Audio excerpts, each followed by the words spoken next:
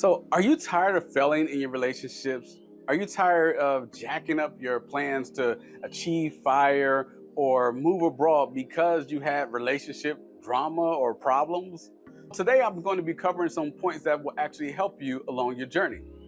So, my name is Keanon Slade, and I have successfully fired. That is, I have achieved financial independence, retired early, and I'm here in sunny Costa Rica. And much more than that, I'm a life coach that helps good guys build a great life outside the US. And part of that is not just about having your fire numbers, and it's not just about moving abroad or anything like that. It's about having a holistic view. And part of that is your relationship. We're going to be doing some things that will actually help you on your journey because the struggle is real. Many of us try to get into that good relationship and then hold out before marriage, but the struggle, why the marriage fails, the relationship fails, is because it doesn't quite start off on the right foot. We're going to be getting to some things that will actually help you fix those things. So let's get into it. So if you watched my other video about why it's so important not to have premarital sex, I talked about entanglement. I'll leave the link at the end. I don't want you clicking off it too early. I want you to actually see this, and then you can go back and see the other video. But I want you guys to know that entanglement is real. So whatever someone else does, when you have sex with that partner, and then they have sex with that partner, and that person has sex with 100 people, you're still in that cycle, spiritual cycle, and that's going to impact your life. So you move to a place, Costa Rica or not, or any other place around the world. There's plenty of choices. And you're like, why am I fearful? Why don't I have the oomph that I used to have? Why am I feeling so lonely? Why do I always keep craving to be with somebody? A lot of that is impacted because of the previous sex situation that you had, and that was not marriage. You've inherited some entanglements, if you will. While I talk about why it's important not to have sex, this video I'm going to be talking about the things that actually cause you to struggle when you're actually just trying not to have sex before marriage. Let's get into the first point. The first point that I want to get into are you need to address things from your childhood. The thing that happened to me as I was actually reviewing, thinking about, what am I going to say for this video? Is, where did it start? Honestly, it started with some childhood beliefs. For me, I grew up with a sitcom called Cheers. Cheers was on, if you guys remember it, in the, 80s, 90s. Probably too young watching it. My hero turned out to be a womanizer.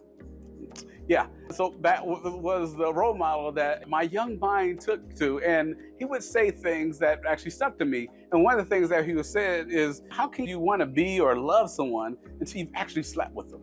I was like, oh, you're supposed to sleep around because how else are you going to find your true love?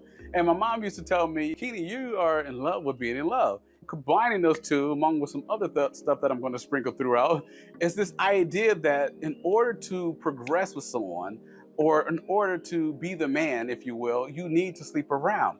This began to start tripping me up. Now, your thing may be different. Maybe you watch love stories where, she met that guy out in the garbage pan and he wasn't doing nothing. He was an alcoholic, but she slept with him and all of a sudden he became a prince.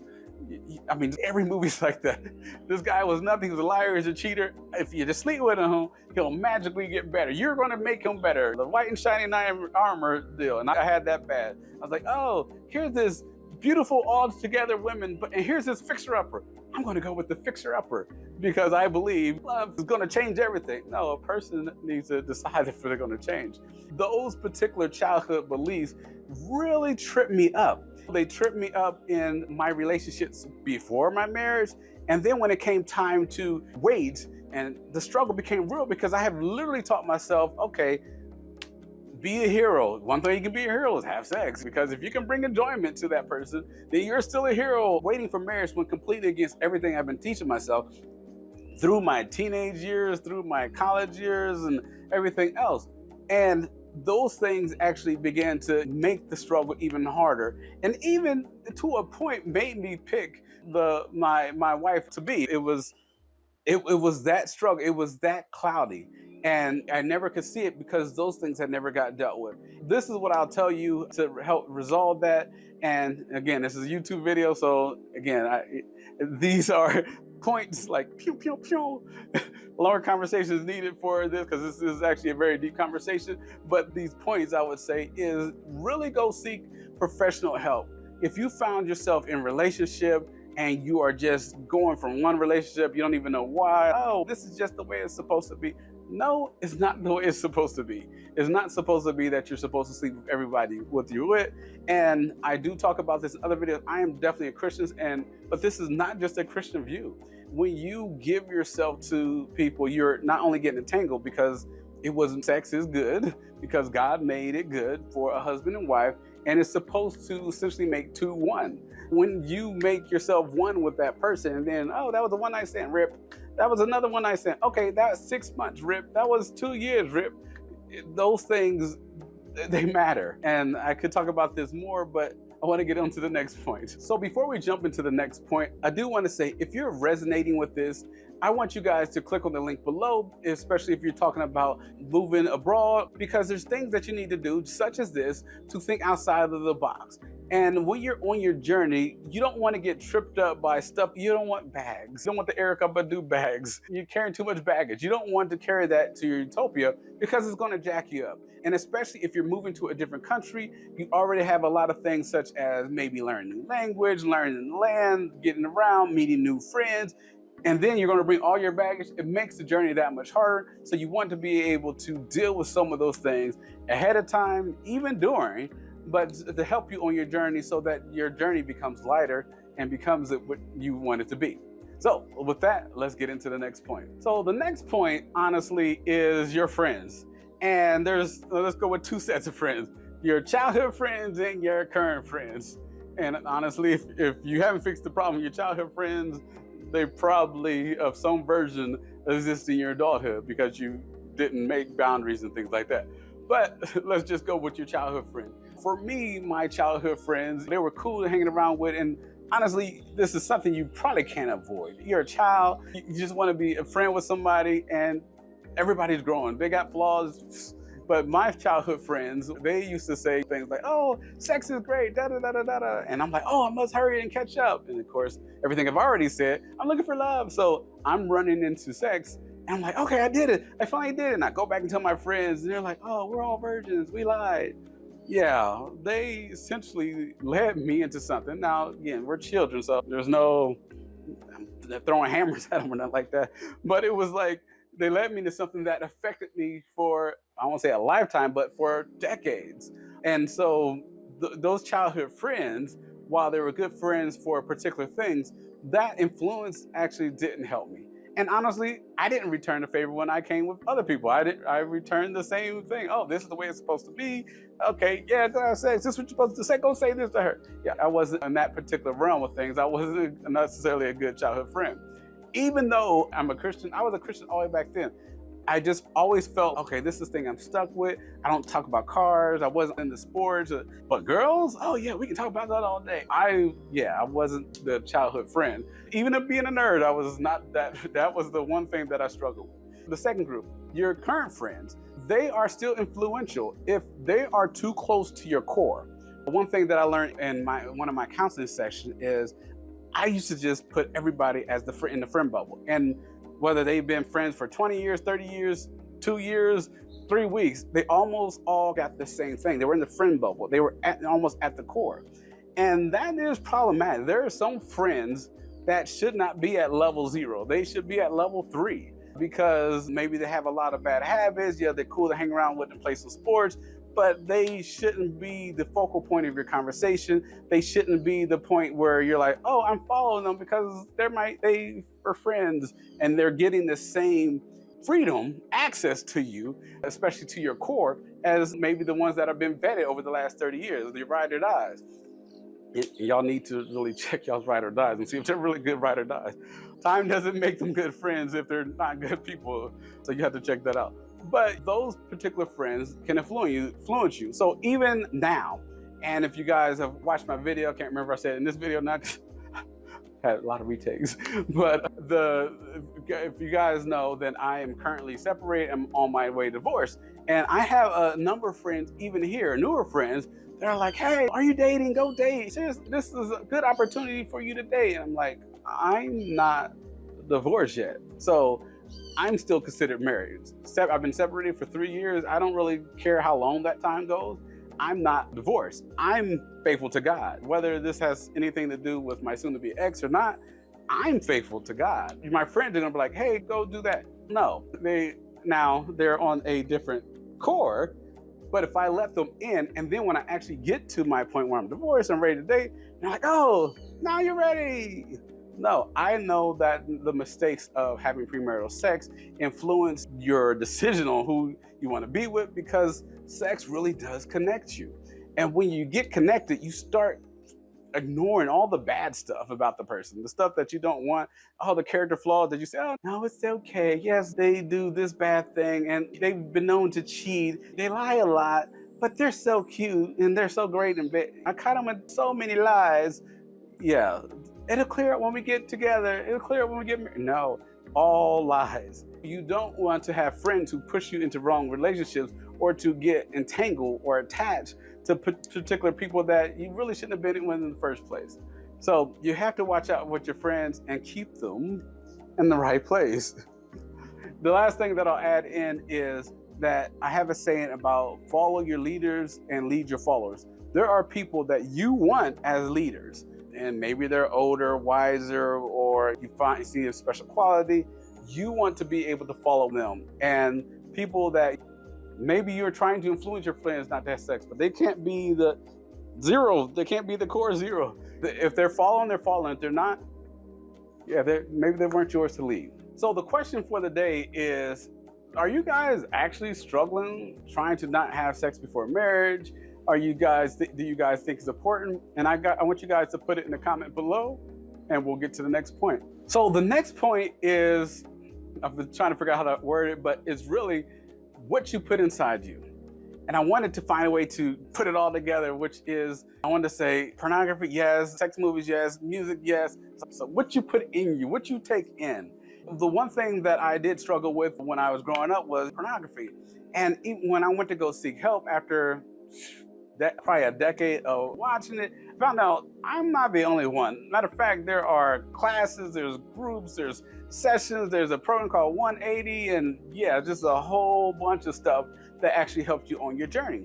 And the one thing that I found out is what you put in, whether that's music, pornography, and some of you guys are just watching so many romantic shows, but they're actually just light pornography, if you will. It makes the struggle even harder because you're always like on, ooh, when I get there, one day when I get there, oh, it's going to be like this. It's going to be like, you get that mindset of this is what I need to do. This is how we're going to act. And it's all sex.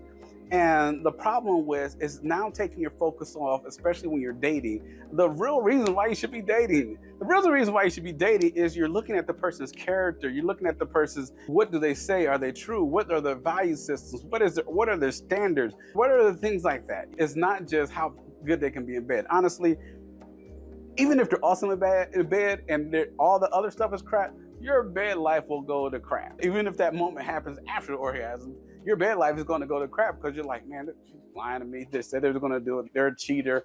They ain't put a ring on it. But it's just not going to add up. And when you start to watch things that are like, oh, like my thing, and this is very innocent.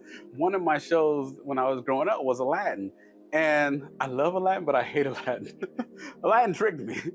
Aladdin taught me as a kid that if you find somebody and they're the diamond in the rough, I don't know if you guys watched the show. You had to. Everybody watched it. Aladdin was essentially, if you look at it, he was a liar, a cheat, a stealer, and things like that. And even when he came to Jasmine, he used lying and cheating to get with her. And it wasn't until the last 10 minutes where he was like, oh, here's the true me. Oh, I love you. And now, if you think about it, Aladdin was not on Jasmine's caliber. Jasmine needed to run a whole country.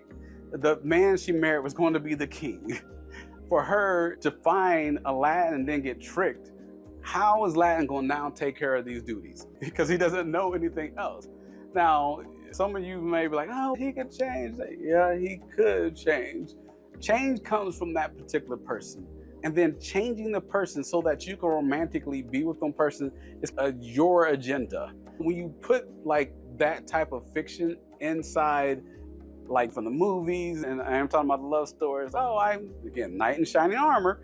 Yeah, I'm wearing that, and so I'll be the hero, and I'm going to be the person that makes you change. And yeah, it's not a good thing. It's going to make the struggle hard. And if Aladdin wanted sex, if this was not a rated PG movie, he would be the one who's waiting. Okay, if his values weren't real, and it's like, oh, since they were never really real until, yeah, anyway.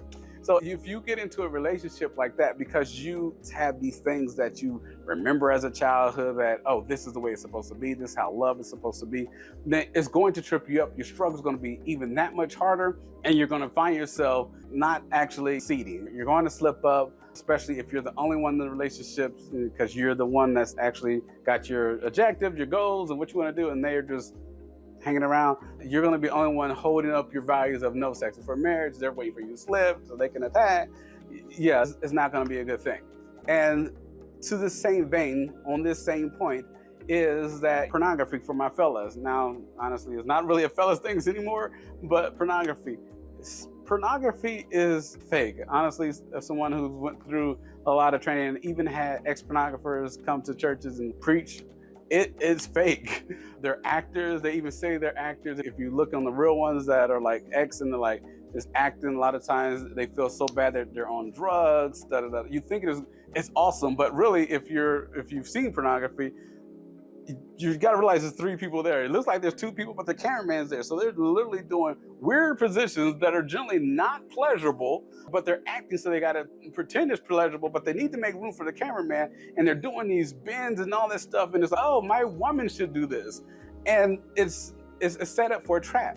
And the other part of the trap is when I found that out, I knew, not that I found out, I knew I was addicted to pornography, but I found out about pornography. It wasn't, after a while, wasn't the sexual stuff for me. Gave me a sense of comfort, acceptance. The one thing about pornography, which is contradictory to marriage, is that person is here to serve you. They're always on. When you're ready, when you're in the mood, you're horny, you find a website. There's no more DVDs and VCRs, whatever, but you find a website and boom, whenever you're ready.